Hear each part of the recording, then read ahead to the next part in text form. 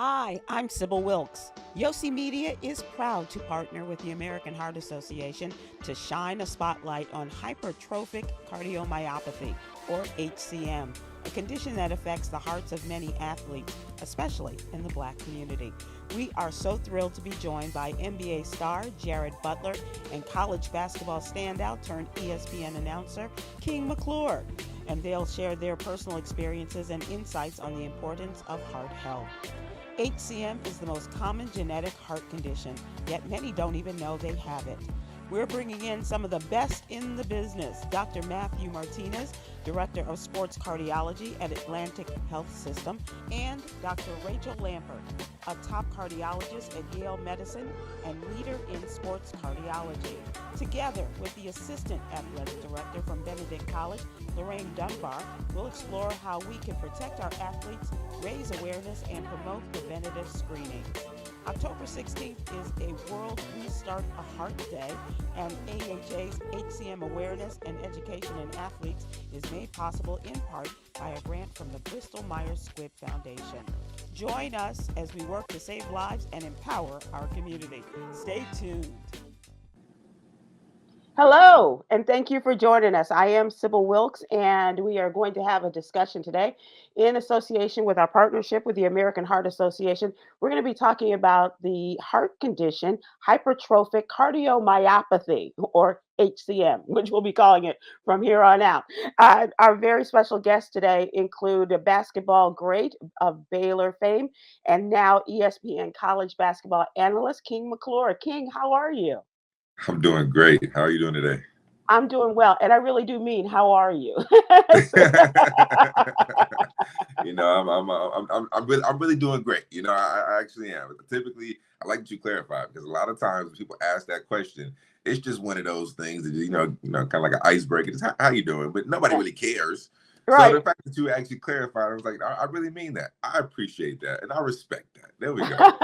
Well, I respect you and all that you have experienced and all that you were doing to bring about awareness for HCM. And we're also going to be talking, King and I will also talk with noted cardiologist, Dr. Rachel Lampert, as this conversation goes on. So let me just thank you for joining us. I know you got a lot of things going on, and the basketball season is getting warmed up, but you got your own private team thing that you're working there with your guys for high school basketball. But I really want to talk to you about HCM. And let's start with your beginning. Let's start with young King. Were you always an athletic kid? Yeah, 100%. It started when I was probably around the age of 3. Then my parents bought me a Fisher Price goal, and with this Fisher Price goal, it dinged every single time you put the ball into the hoop. And my parents were kind of torn between two things because they were saying it's a good thing that I love to put the ball in the hoop and make it ding, but on the other side, they were annoyed because Right. it dinged so much. So they were torn between two, but they let me do it. Then the age of 5. We played it. I played in my first like a YMCA league game, and we played. The score was 22-0. We the team 22-0, and your boy right here had all 22 points. Come on So now. my dad kind of looked at me and basically told me after the game, like, son, I think that this might be your thing, son. This may be something in which you excel at and you're good at. And ever since I heard those words, it clicked for me, and that was my whole motivation. I really strove to be the best basketball player that I could be because my dad meant so much to me, or he means so much to me. He's still alive, my bad. But he's like my idol. He's the person that I look up to, and I wanted to be able to fulfill that for him and to live out my basketball dream. So ever since that moment of 5 years old, I really worked the hardest that I could be in order to be the best basketball player that I could. And to borrow from a term, you really put your heart into this, didn't you? I did. My blood, sweat, and tears, my heart. It was almost just an obsession. I mean, even to this day, I love basketball so much. It's what I do for work, but I'm always watching it. I'm still playing. I just love the game so much, and I fell in love with it at a very young age because my dad instilled it in me, and just the hard work and everything that he really just put into me and pumped into me, and my mom same way. It was huge. So yeah, you're right. I put my whole heart into this game. Well, and was there any other sport or basketball was it from the Fisher Price game and never look back, huh? So it's kind of funny you said that because my dad told me, he said, son, I probably at the age of like 13, like 7th grade. He's like, son, you're a little soft. So we're going to take you to the football field. And I was like, all right, Oh, cool. Took me to the football field for about 3 years. I was actually pretty decent. Like I was actually decent at football, play wide receiver yeah, I was because going I to was say a little wide bit taller. receiver. But I was actually pretty good. Like I was scoring touchdowns. Like I had really good hands. I could catch. But like I And you didn't had the like getting height on you tackled. too, right? And I had the height on me. But I just didn't like getting tackled. Like I don't mind the physicality on the basketball field, on basketball court, but I just didn't like getting tackled on a football field. And as I got older, now you have guys that are my size on the Hmm. defensive side trying to end your life and hurt you and tackle you. Count me out. I want no parts of that. So I stopped. I tapped out, and it made me a little tougher. So I guess my dad's theory of me being soft, it ended up working. So he saw it, and your dad's quite the visionary and understanding what it took, huh? I guess so. That's great. That's great. So let's talk about your HCM journey. How did you find out about HCM? Yeah, so I ended up choosing between 5 schools when it was time for it to come out. It was Baylor, Kansas, North Carolina, Arkansas, and UCLA. Because And let me just stop here. He's not just a college prospect. You were a top 40 high school basketball player, right? yes, ma'am, yes, ma'am. I ended up being, I want to say like 35, 36. I was somewhere like the mid 30 range. Uh-huh. My last ranking. So yeah, my final five were the schools I just named, and I chose Baylor. I mean, due to the proximity to my house, it's only about 55 minutes because we lived in Red Oak, and Hmm. Baylor is in Waco. The relationship I built with Coach Drew, just the whole staff. When you look at Coach Drew, Scott Drew, Jerome Tang, I mean, they were all men of faith, and that was something that was huge to me and my family. So because we pride ourselves in that, we that's extremely important. Hmm. So I ended up choosing Baylor, and academics was great too. So I chose Baylor. We get to Baylor June 1st because you graduate in May, and for all basketball players, we start summer one You go June 1st. right. And typically everybody else goes to school in August. We have to report there June 1st because we start workouts, we start practice. It's like a year-round thing. So first week of June, we go through testing, whether that be physical testing, whether that be just on-court testing, weight room testing, just a whole bunch of different tests to try to get you acclimated to see where you are coming in as a freshman and then Sure. how you grow throughout the whole summer.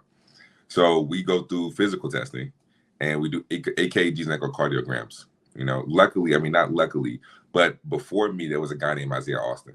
And Hmm. Isaiah Austin had Marfans. And Isaiah Austin had a really popular story. He was supposed to be a top 5 draft pick. Mm. And he gets to the NBA draft. I'm talking about 2 days before the draft. And they do his test and they find out he has Marfans. Well, he thought that he was 2 days away from achieving his dream. Sure. However, uh, God said no. So he wasn't able to get drafted 2 days before the draft because he found out he had Marfans.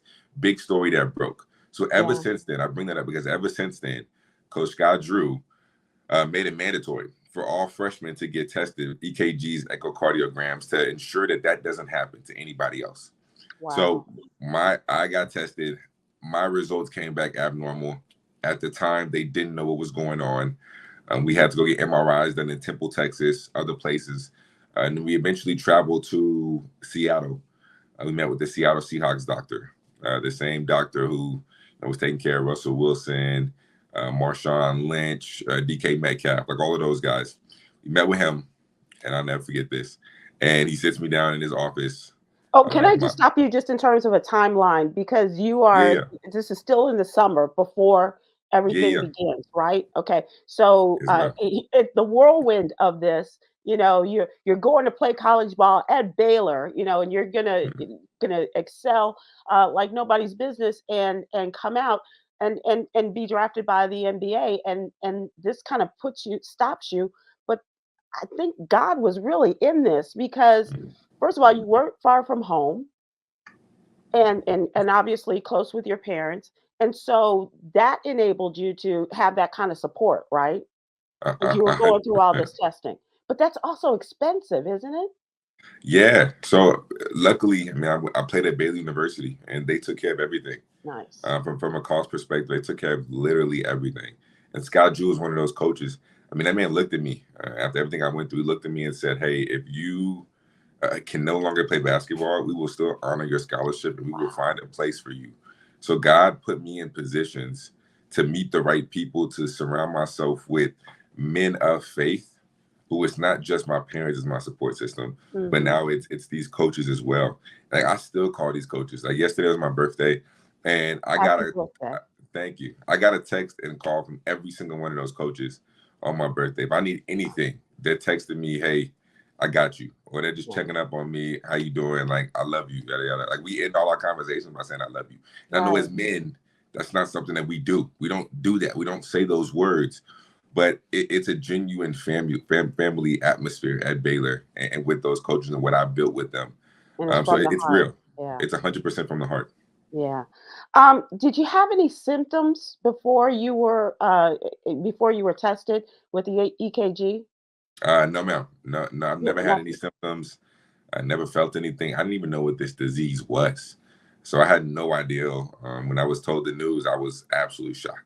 And so to move forward, you had this appointment with the Seattle Seahawks physician, right?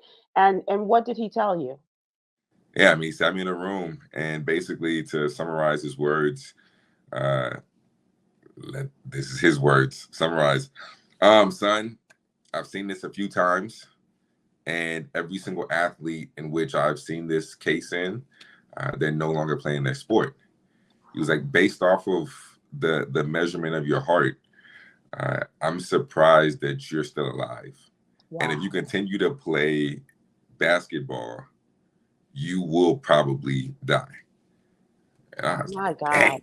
18 years old and you get a sentence like that. 18 years old, and you just want to talk about just, we talk about from 3 years old, 5 years old, playing basketball, giving my heart to it, dedicating my whole life to this game. To hear that news was devastating. But that wasn't the end of this. It wasn't, but at the time I didn't know. It sounded like it was, but my mom, just being the crazy lady of faith that she is, looked me in my face in front of the doctor and told me, "Hey, son, don't listen to him. You will play again." Oh, I love that. All right, mom. all right, mom. Let's go. All right, cool. Okay. So then from there we go to the next doctor in Maryland, because Monty Williams, a guy who's a mentor of mine, has the same heart disease as me. He played with my high school coach at Notre Dame. And my high school coach called him, told him what I was going through, and then he basically prescribed or recommended us to go to the same doctor in which he cleared him. But this was like back in the 80s, I want to say. So it's a little different, Medicine progresses, research progresses. So I went to his doctor, and he told me the same thing that the first doctor told me. Pretty much word for word, everything was good until we did this last test. And once again, they always tell you get a second opinion. There we go. A second opinion. And I got one. And mine was the same thing as the first one. So for me, I'm really thinking that my career is over with at this point. And my mom, like I said, the lady of faith that she is, God's little angel, looks me in my face again, tells me, "Son, don't listen to this doctor. You will play again." All right, Mom, cool. I'm trusting in you. But I think this is the time where I really started having to build my own faith. Sure. And a lot of times, like growing up, I think that we look at our parents' faith. They force us to go to church. They force us to do all these things. And it's really their faith. But until we get tested, until we go through an adversity or go through something hard, we don't realize what God has really done for us because we're so young and we never really, had that obstacle strike us or get into our path. So I think that this is the first time in which I was able to come into my own faith and to be able to see God for who he truly is, because he rescued me out of this. And at this time in which I had no faith, I had no hope, I had to find something or someone to put my hope in. And what I put my hope in during this time was Jesus. Jesus is my support system. And he got me out of this. So we ended up going to Minnesota, to the Mayo Clinic, one of the best clinics in the world for cardiovascular diseases. We saw Dr. Ackerman, which is my guy, love him to death. And he brings me in his office. He tells me I have good news and bad news for you. Mind you, this is mid-July at this point. So we've gone through a month and a half of just testing of just flying to different doctors. I Mm-hmm. can't practice because they don't really know what's going on. They don't know how safe it is. And everybody's confused. I'm just sitting down. I'm lost. Right. Finally found something to put my hope in. So then we talked to Dr. Ackerman and says, I have good news and bad news for you. The good news is that you can play again. And I said, yes, I finally got some good news. Right. And the bad news is, son, that you're going to have a surgery.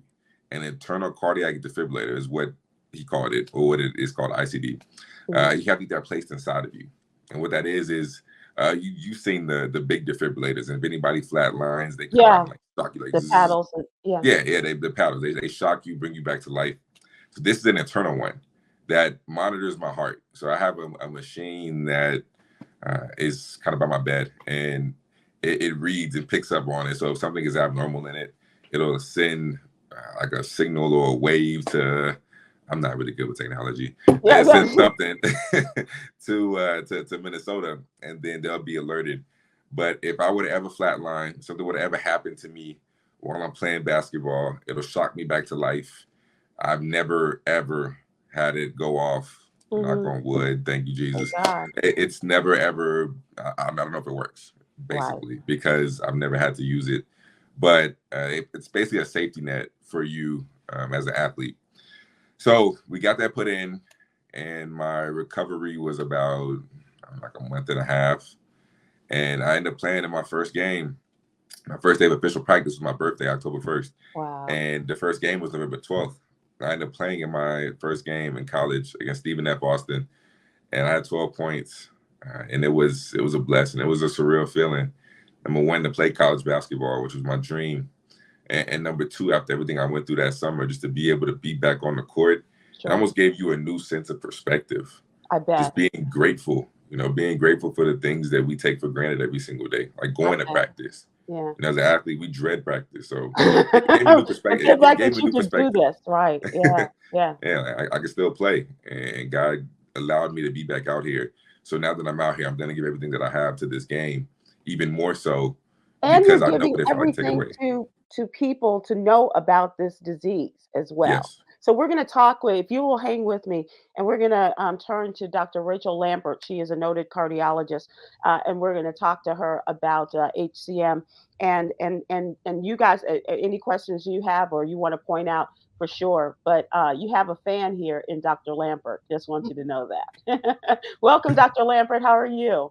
Thank you so much for the opportunity to be here today. And as you say, I really am excited to be on this podcast with King McClure, because you're someone that I have followed your career. And just, I'm so in awe of what you've done, and the fact that you're here now spreading awareness about HCM and ICDs for athletes. And, I just want to say that the experience that you described just now, where you originally told, oh no, you've got HCM, you can't play ball anymore. You saw 3 different doctors, and, before you really got a good opinion on this, is so typical for athletes.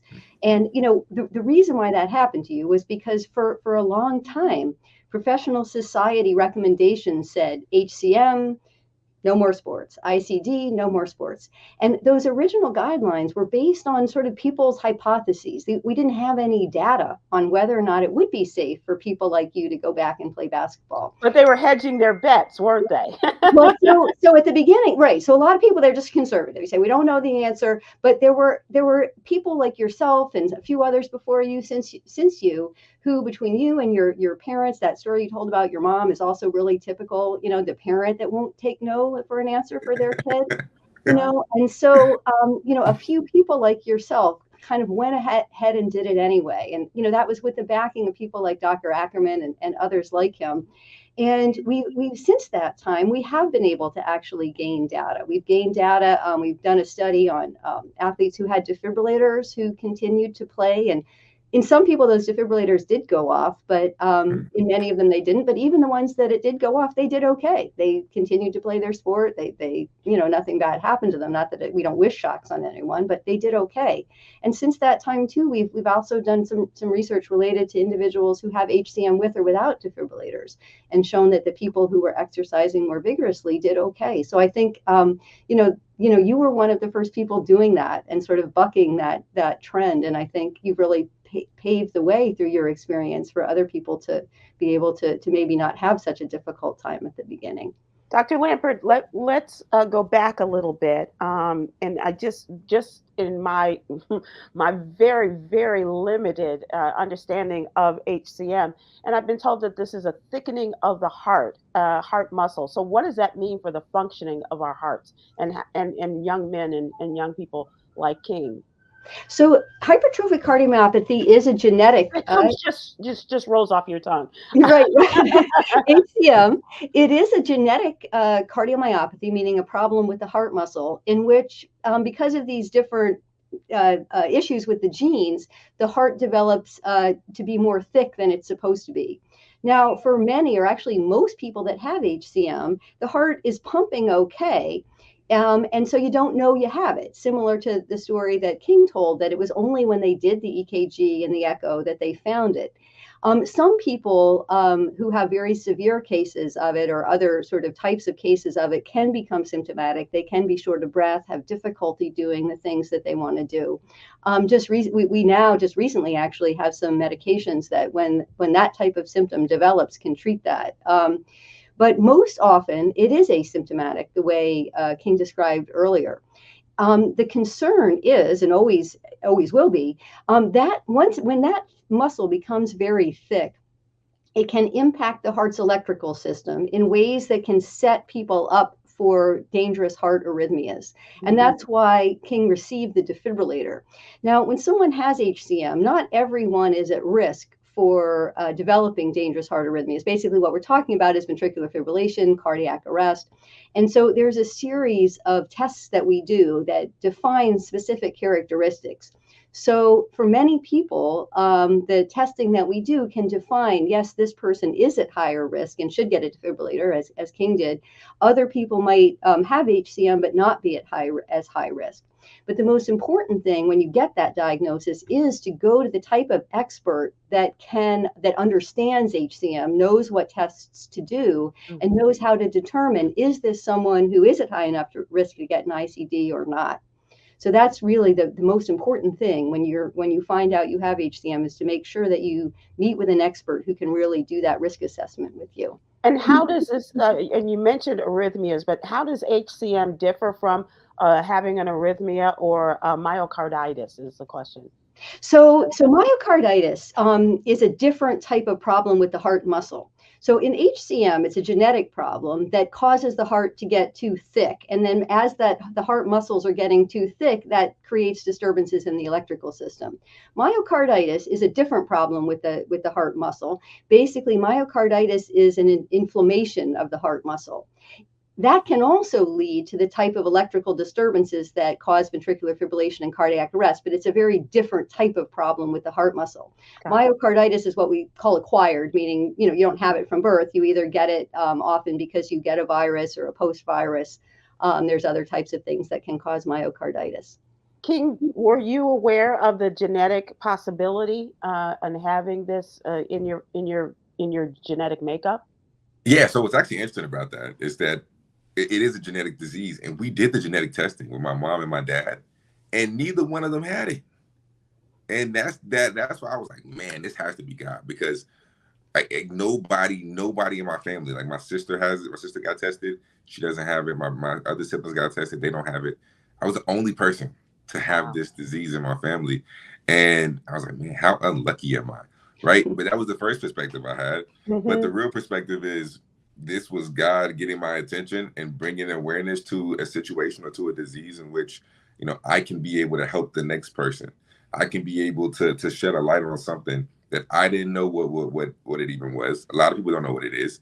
So I can be one of the people that can go shed a light and that can bring awareness to something that's so close and near and dear. Wow. I'm not trying to be like a pun, but to my heart. So I think that, it's crazy that I was, the first person in my family to really have this disease, even though it is genetic. But I think it ended up being a blessing. Is there a genetic predisposition, Dr. Rachel Lampert, for African Americans in HCM?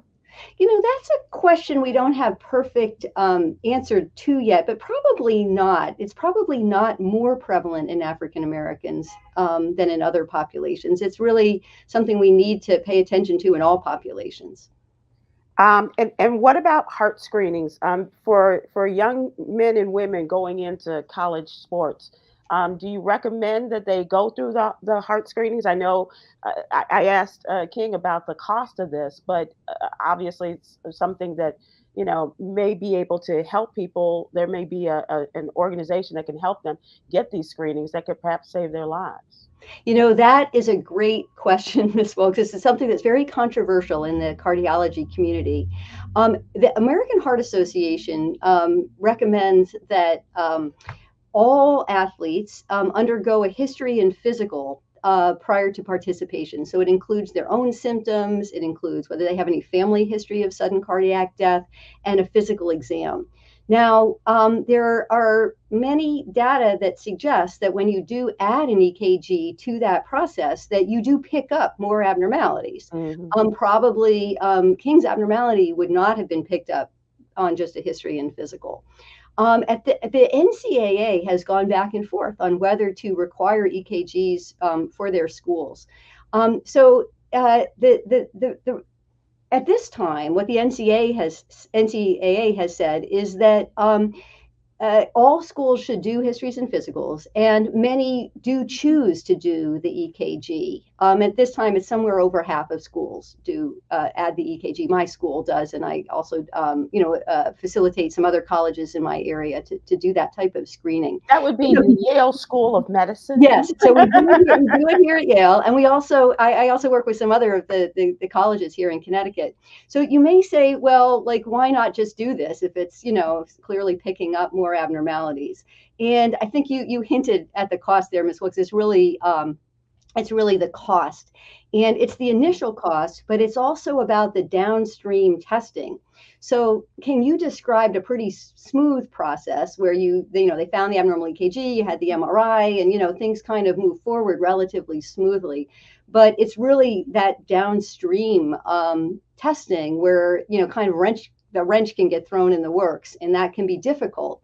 And I think, as you brought up, Baylor paid for all of this, but not all kids and families have access to the resources to then move forward with that downstream testing.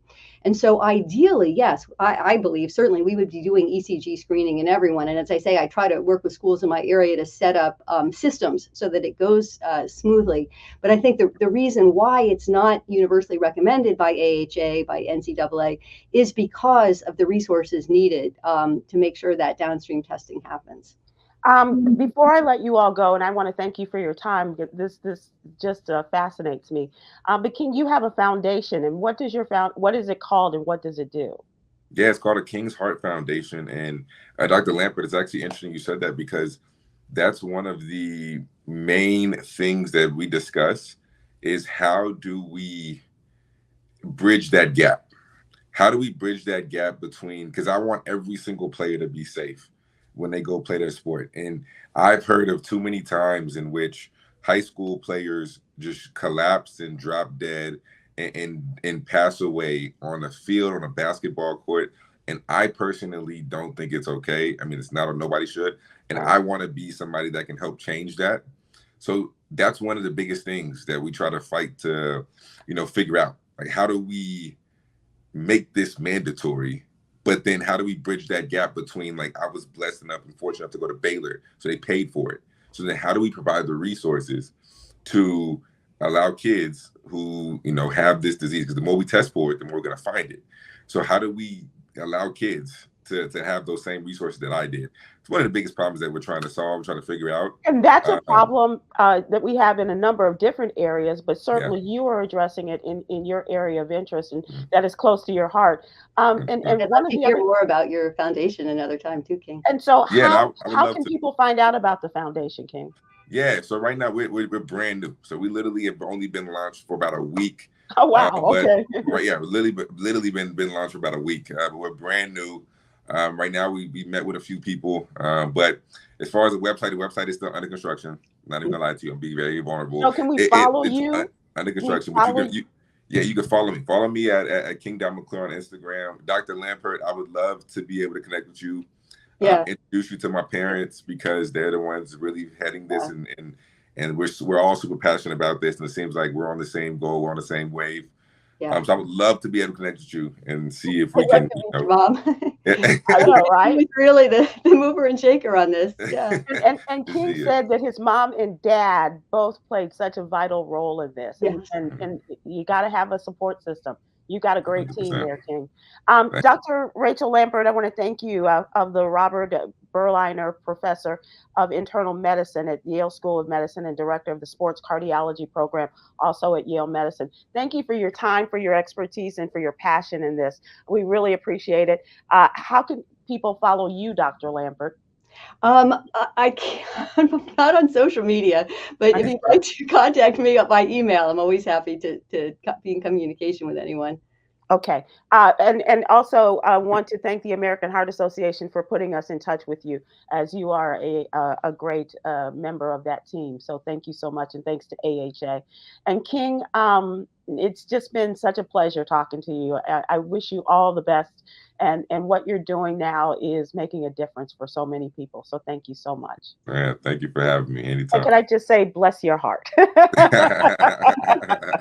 Now, I want you to do me one favor. I want you to look into your camera and share the most important thing you want to leave with people, and young people especially, and your fellow athletes, about getting tested and living your best life with HCM. Oh, this is a good one. Man, one thing I want to leave, I mean, it's just something I live my life by, the word resilience. And I think that every single time I've gone through an adversity, I've gone through something hard or a trial or tribulation, I look back to this word resilient, being able to overcome or withstand difficult circumstances.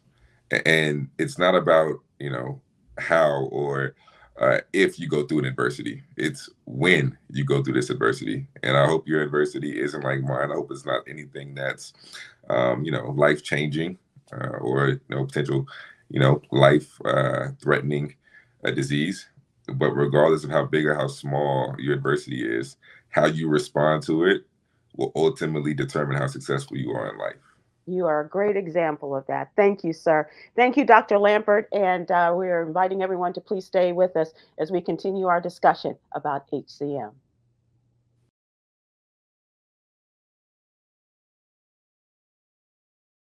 Hello, and welcome back to our discussion as we talk about HCM, and also as we recognize the World Restart a Heart Day. That's October 16th. And we're talking about the heart condition, actually HCM, hypertrophic cardiomyopathy, or HCM. And our guests today are cardiologist, Dr. Matthew Martinez, and the Assistant Athletics Director, Lorraine Dunbar at Benedict College in Columbia, South Carolina. Thank you for joining us, both of you. I appreciate it. Thank you for having me. And me too. We're excited to talk about it. Yes. I want to talk about this disease, or do I just call it a condition, Doctor? First of all, if you could explain to people, remind our viewers who are joining us just maybe now or saw the first part of the program, what is HCM? Yeah, I love how you called it hypertrophic cardiomyopathy and then defaulted to HCM, which is the easier option. And it is a genetic heart disease. It's the most common genetic heart disease. And it entails being born with a genetic predisposition for an abnormal thickening of the heart muscle. And that thickening can be with or without obstruction, where the mitral valve, one of the doorways inside the heart, prevents blood from leaving the heart. So with or without obstruction, folks are symptomatic. That increased thickness can lead to breathlessness, chest discomfort, exercise limitations, and even passing out. And of course, the most dreaded complication is sudden cardiac arrest. And because of that abnormal thickening, you can develop scar tissue. And that scar tissue can lead to risk for having your heart just stop. And how does one find out that you have this condition? So there has to be a suspicion. Maybe family history of it. Talk to your family. Maybe you get evaluated by a primary care physician who evaluates you and hears a heart murmur or a funny heart sound by listening to your heart with their stethoscope. And you might have an abnormal electrocardiogram, an EKG, or you might have symptoms. One of those symptoms may lead you to get an evaluation. And then everybody who has symptoms, everybody with a family history gets both an EKG and an echo to evaluate to see if you've got some features of hypertrophic cardiomyopathy. When we talked to King McClure, he said no one in his family had any signs of the genetic predisposition to HCM. So is that normal, or does it skip generations or something like that? It doesn't skip generations. That's a good question. And what we don't know is most of us don't know our family histories very well. It could very well be that we talked about grandma having an enlarged heart, or grandpa died suddenly from a heart attack when he was 38, right? So it could be that. It could also be that because we know that we under-recognize hypertrophic cardiomyopathy, about 90% of folks with hypertrophic cardiomyopathy get either misdiagnosed or aren't diagnosed at all. So it could be that they had it and didn't know it, or they had it and someone didn't recognize it. But this is our opportunity, right, to bring this to the forefront. It is so common that 1 in 500 people have it. We know that about 150,000 people carry the diagnosis in the United States, but another 900,000 to 1 million are unrecognized. Many of them in the Black community. And because the risk of dying suddenly seems to be higher in that group, boy, it's an opportunity to have a real impact on life, right? For sure. And especially for young people that are just beginning their lives and then making this discovery through various means. Is there a genetic predisposition for African Americans in this HCM? There doesn't seem to be. There doesn't seem to be some reason that one group is affected more than the other. But we know that there are some groups, African-American men in particular, and African-American women seem to be at higher risk to have poor outcomes. So that's probably, it's not a genetic predisposition. It's probably related to social determinants of health or access, right? The opportunities to level the field, which is where the HBCUs really come in. That's where my heart is right now. The ability to level that field, level that medical playing field. That's what's coming next. I'm sorry, Director, but Dunbar, as you were, the amen corner here and talking about this, this is obviously a great concern. When you became the assistant athletic director, and before this, you were a coach, and so was that a discussion that you all had about the health of your students as they came onto your teams? Yes, that's up today. That is a very critical discussion. In terms of seeing any abnormalities they have to go through health screenings, pre-participation screenings, all those assessments, and the trainers are zoned in on any heart abnormalities that may show up. That's disconcerting, and then they're treated and looked into further. So those steps are very critical as new athletes come in. They have to go through.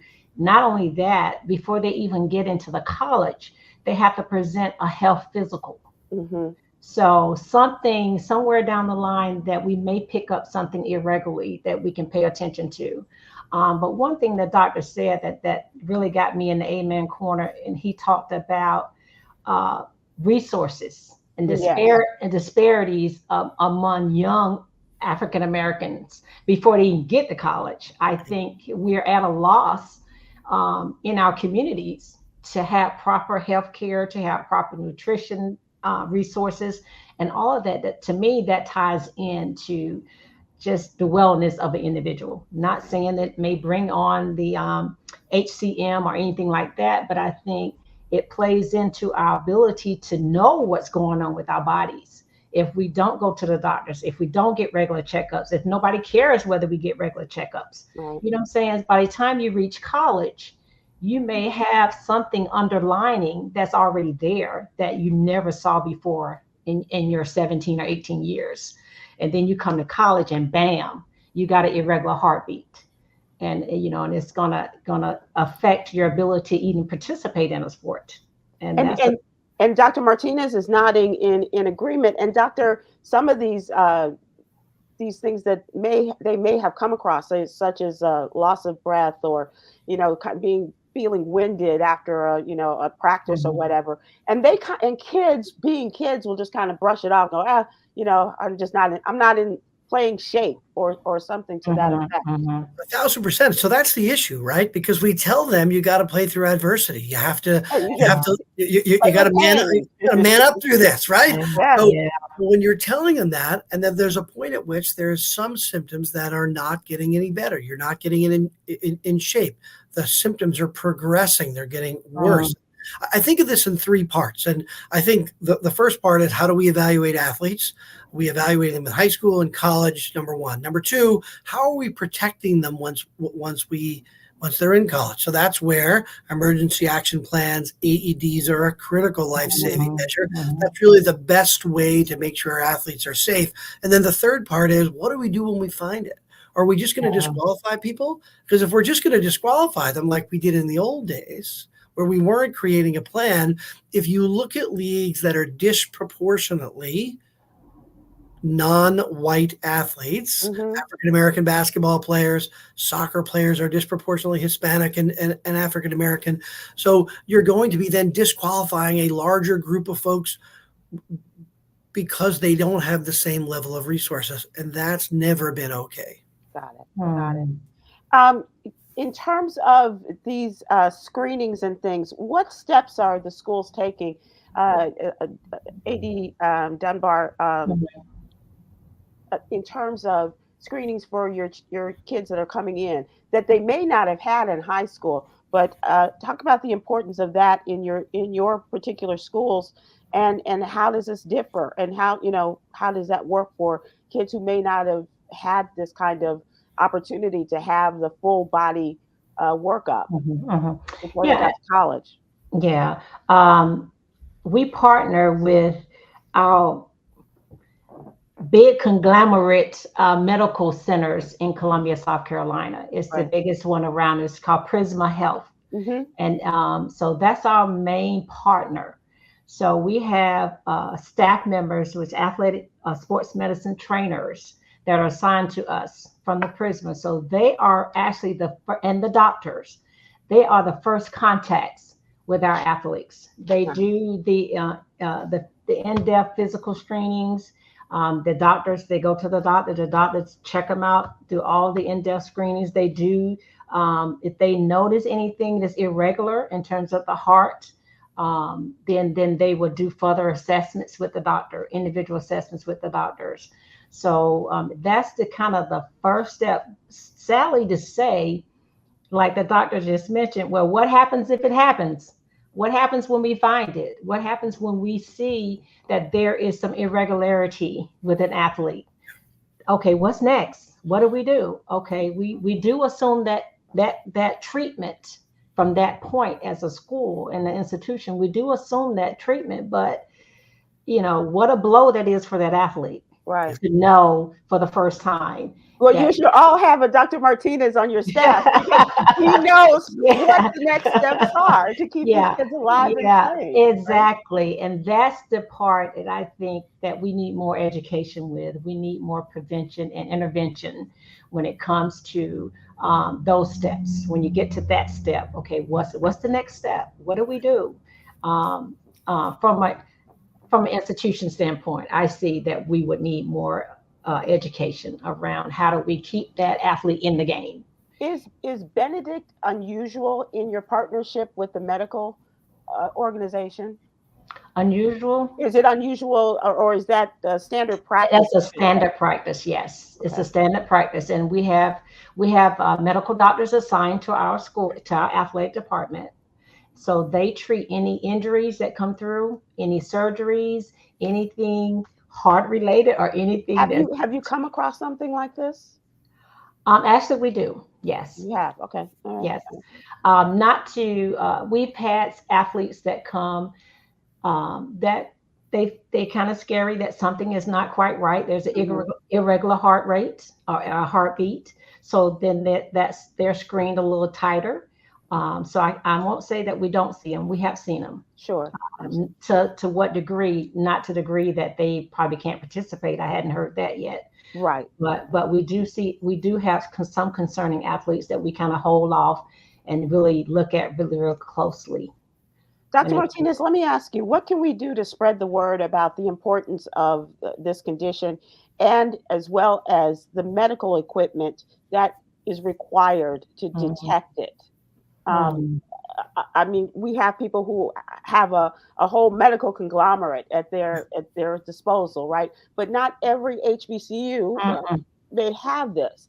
And so how do we spread the word and jumpstart, if you will, the interest in doing something about this? So it's really important for education that we do a couple of things. One, that we make sure that we know some of the common causes that we think are associated with risk in athletes. And hypertrophic cardiomyopathy being so common, I just ask it, right? I ask, anybody in your family have a thick heart? Anybody in your family have a abnormal heart muscle or hypertrophic cardiomyopathy? Has anyone died suddenly before the age of 40? And there are some standard questions from the American Heart Association that allow us to get to some of those conversations, and then breaking it down into normal conversation. So it's a nomenclature so that the athlete knows what you're talking about, and that they also know that we're not looking to disqualify them, right? In the old days, I love what A.D. Dunbar said. We're looking for findings and then trying to find a way. Because otherwise, I don't want athletes not telling me things. I don't want them telling me when they're having symptoms because they're afraid of what this is going to mean for their ability to play, because they are scared that you're looking for an opportunity to get rid of them. So this is really important. So I think education is important. And these days, the electrocardiogram is absolutely part of the diagnostic tools. We know that an EKG, some simple stickies that go on your chest, the unit itself is not that expensive, and it helps us with assisting to make the diagnosis. So it doesn't save anybody's life per se, but it helps make diagnoses for diseases that we know are associated with sudden cardiac death. And then you have to make sure that the group that you are partnered with understands how to interpret them, and then maybe more importantly, knows what to do when you find it. Because we don't want to tell people, well, this is an abnormal EKG. This is concerning. We need you to stop playing. Good luck. Come back when this has been cleared. That's not a good process either. Right. It's on us. It's on us. Breaking their hearts then. Literally breaking their hearts. And sometimes for no reason, because there are some findings on an EKG that look abnormal that are actually normal, that are patterns associated with a normal athlete. And then there are patterns that could be associated with underlying heart muscle problems that haven't happened and may never happen. So just finding the abnormality, you then have to have a process and a plan to make sure you know what to do with it once you find it. This has been so enlightening. Thank you so much for your time. I know that this is expensive time too, but I want to thank you because you really are paying it forward in terms of letting people know about this particular condition, HCM, and as well as what we're doing about it. And I'd like to continue it at another opportunity if you all are available, because it's been very enlightening for me. Absolutely. And I think one of the discussions has to be how far we've come from King McClure. That's the other thing we need to talk about. Absolutely. Where are we going from here, and how are we making it easier for these young people when they get this diagnosis? Thank you so much, Dr. Matthew. I'm sorry I cut you off there. No, I was going to say, and thank you to you for highlighting this. This is one of the ways we bring it to the forefront, right? You've got to get in front of people, and you have to have passion like you do to try and bring this to people so that they can start to think about it. That's really important. Thanks for doing it. Thank you so much, Dr. Martinez, and thank you so much, AD. You're welcome. We appreciate you, and good luck to your teams this fall. Thank you. I appreciate it. All right. Bye-bye. Cheers.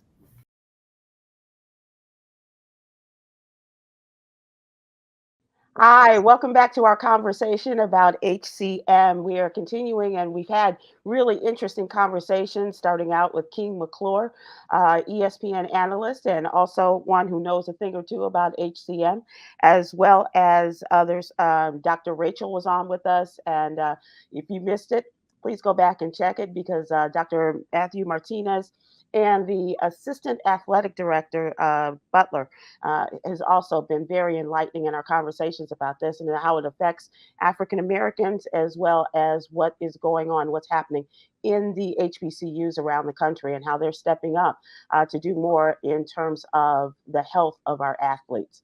And now we go to the man in the middle. That's right. We save the best for last. Jared Butler, thank you so much for joining us. How are you? I'm doing well. I appreciate you having me, and it's a pleasure to be here.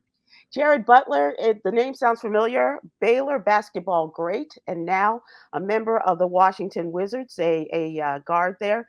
And I know you're in the middle of preseason and you got all this stuff going on, but I think it's so important that we talk about you and your HCM journey. So thank you so much. Yeah, no problem. I know this is a very important issue to me, so I'm ready. Let's do it. So tell me about growing up. You are from New Orleans, from New Orleans area, you said? Right, just right outside of New Orleans, small town called LaPlace, Louisiana. Oh yes, man.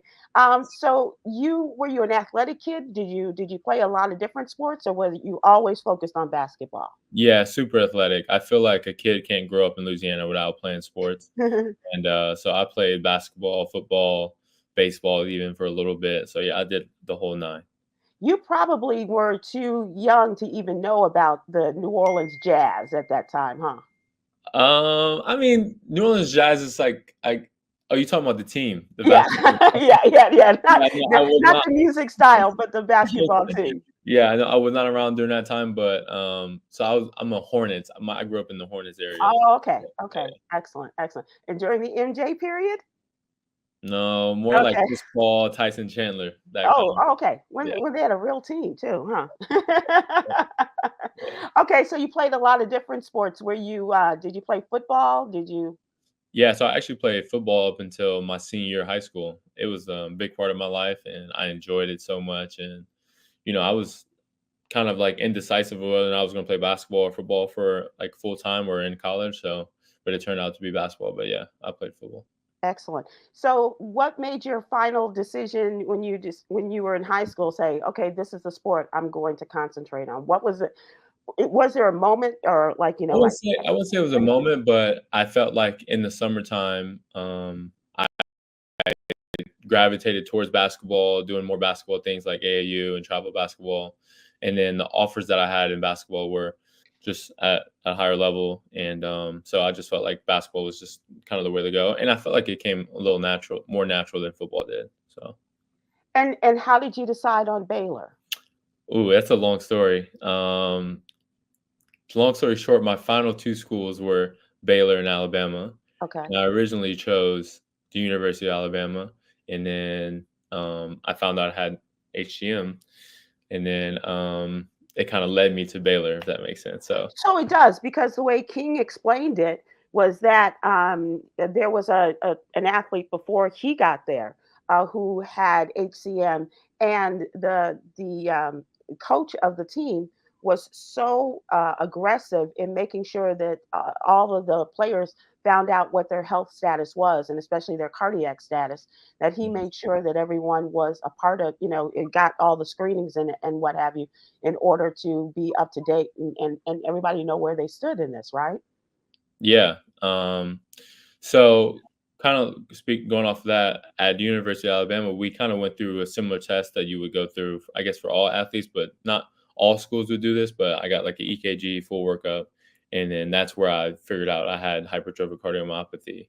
And then I got medically disqualified at the University of Alabama. And then I called Baylor like, hey guys, like I need some help. And I knew again from King that he had the same condition that I had. And I was like, who did you speak to? I wanted to talk to his doctor, this, that, and the third. So yeah. When you got the diagnosis originally, were you surprised? Did you have any symptoms or anything that would lead you to believe that you had HCM? No, not at all. So, well, like when I tell you I played all the sports, I did all the things. I was a pretty good athlete. Like, I didn't seem like out of shape or my heart was hurting that per se and all this stuff. So like, it was a complete shock to me and to my parents, especially. But I'm just glad I definitely found out, and I was able to move forward and, move so with caution, with the right things ahead. So that was extremely big and super surprise for me. Were there any, as you came to understand HCM, were there any other members of your families, because there is a genetic predisposition? Yeah. So at first, my parents didn't. They both were like, "It wasn't me. It wasn't me." Sure. My mom, especially, she was like, "I didn't do it. I didn't give it to you." But it turned out she had the gene for it, and Hmm. then she later found out she had it. And yeah. So yeah. So, let's talk a little bit about your journey in terms of your family and the importance of family and having a good support system. It Mm. certainly sounds like you had it with your folks. Yeah. Obviously, sports was huge for me and just my life, and the news that like now this condition might affect that, and kind of what does that entail for my basketball career. It was just a rough time, like a lot of unknown answers, a lot of Mhm. just things to figure out. And so during that time, I definitely leaned on my parents, my faith, and just hoping that God can direct me and give me some guidance on what I should do. Because Amen. your heart and your health are That's more important than everything. your basketball career. So Yeah. it was extremely important during that time. So yeah, I for sure say my parents were extremely big in that. What about in terms of, because it sounds like your parents were those like, well, if the first doctor said no, we're going to find a second doctor. And if that doctor says no, we're going to keep finding someone who is going to make sense of all Mhm. of this and allow you to pursue your dreams. Yeah. So when the first doctor told us, he kind of gave this not vague, but he gave a direct diagnosis, like this is what you have. And then he was like, I don't know which team would let you play. Mm, He was like, I doubt it any team in America will let you play. So it was just kind of this like, okay, gave me the diagnosis, and he kind of left it up to university to decide. And at the time, we were so shocked by the news that we were just like, oh, okay. And then again, finding King's doctor, we went to him, and he kind of broke down HCM a lot more, and he gave me just like specifics about the risk, the actual condition, and what's going on, and explained it and drew some lines in the sand for me. So that was kind of the journey. And my mom was definitely like on a witch hunt of figuring out what was this and what does this mean for my life. So yeah. right, right. And would you recommend that, if someone finds out, a young man, Mhm. 17, 18 years old, finds out that he has it, but to find that support system, to find and to keep pursuing that particularly, and I don't mean just young man, a Right. young woman as well. Right. Yeah, I think it's extremely important, because you might not get enough information to make a real decision. Kind of like I did. I had to seek out more help, seek out Hmm. more other people who had this condition, and ask more questions. So that's extremely important. Just asking more questions and asking the right people for your diagnosis. So like there's some family doctors in small towns that per se won't give you the right direction if you want to continue to play sports. There's some sports cardiologists that you need to see. There's just doctors that kind of have just more experience in the field, to quite honestly say it. So it's extremely important, extremely. And what I'm getting from you, Jared, is not unlike what a lot of people go through in their own medical journeys. It may not be HCM, it may not even be a cardiac related event, but it's always good to have an advocate. Oh, we love an advocate. An advocate. Yes. I mean, you said it better. I mean, I think advocate is the perfect word for what you need. I needed it. I needed it all the way since my career. This whole time in my career, and because I don't know, I Yeah, don't know how to explain. I don't know how to explain to you my ventricular, atrium. I can't explain it. right, And I need right. somebody to break it down to me, and also break it down to someone else that I'm trying to convince, or decide my life. So that's kind of, you're spot on for that. That is excellent. That's excellent. Do me a favor, Jared, because there are a lot of young people who may have gotten that diagnosis recently, may know someone. And if you just look into your camera of your laptop there and just tell them the importance of finding out your diagnosis and that there's life after. Yeah. Oh, I know how you're feeling, whoever you are. If you've recently just got diagnosed with HCM, I say this all the time. It's not the end of your life, it's definitely the start of it. So number one, ask as many questions as you can. Seek out the right help, not just any help, the right help. And I think again, this HCM is not the end of your life at all. There's definitely parameters and guidance and precautions that you can take to have an abundant life even after HCM. So I just want to encourage you in that. Even reach out to me, and I maybe can get you into contact with someone. But yeah, that's all I got.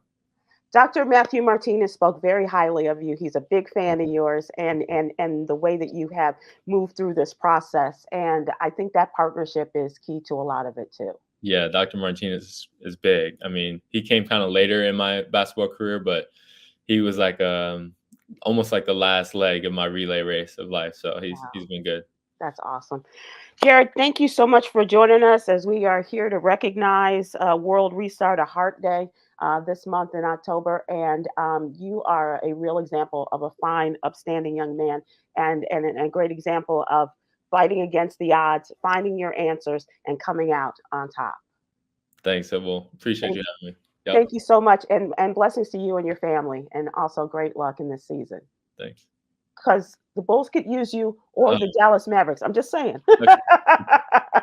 Jared Butler, thank you so much. I want to also thank Jared, in addition to King McClure, Dr. Lampert, Dr. Rachel Lampert, Dr. Matthew Martinez, the Assistant Athletic Director, Lorraine Dunbar, Bristol Myers Squibb Foundation, the American Heart Association, Angela Collins, Devin Jones, Tracy Bertot, and the wonderful Erica Kaysen.